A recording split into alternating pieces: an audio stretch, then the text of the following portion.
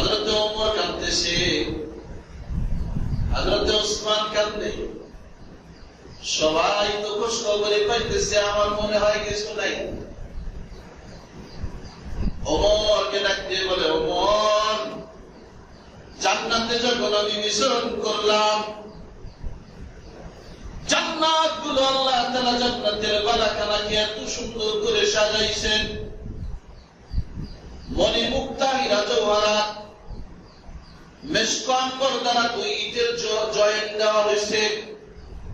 ওমর, এতগুলো বালাখানার মধ্যে হাঁটতে হাঁটতে দেখতে দেখতে একটা সাদা পাথর দ্বারা নির্মিত সাদা রঙের একটা বালাখানার মধ্যে আমার দৃষ্টি আটকে গেল।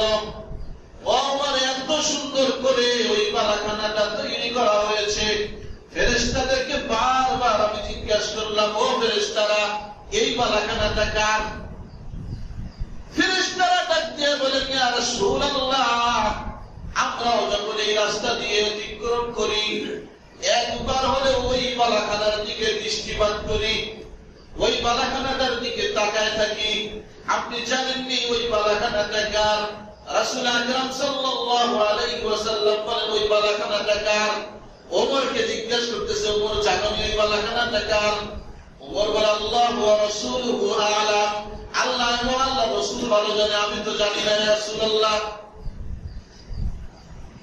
রাসূল আকরাম সাল্লাল্লাহু আলাইহি ওয়াসাল্লাম ওমরকে বলে, ওমর, ওই সুন্দর বালাখানাটা হযরত ওমরের জন্য আল্লাহ তাআলা নির্মিত করেছে। আমার মনে চাইতেছিল, ওমর, এই বালাখানাটার ভিতরে কি আছে আমি একটু দেখে আসি, কিন্তু আমার দিলের মধ্যে একটু একটা কথা জাগ্রত হলো যে আমার ওমর তো খুবই খায়রিয়ত সম্পন্ন লোক, আত্মসম্মানবোধ লোক, আমি যদি তার অনুমতি ছাড়া তার বালাখানায় প্রবেশ করি, হয়তো বা ওমরের মনটা খারাপ হতে পারে, এই জন্য তোমার বালাখানার ভেতরটা আমার দেখা হয় না।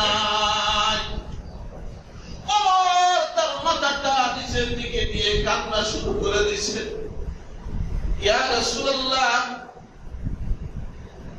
কুফরের দলদলের মধ্যে আমি নিমজ্জিত ছিলাম, জাহান্নামের পথে আমি চলতেছিলাম, আপনার দাওয়াতে জান্নাতের পথ পাইছি, আর আপনি নাকি আমাকে গায়রিয়ত সম্পূর্ণ লোক বলতেছেন।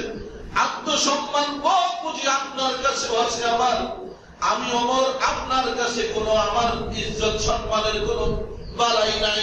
আপনি যদি আমার বালাখানাটা দেখে আসতেন, তাহলে আমি ওমর সম্মান বোধ করতাম।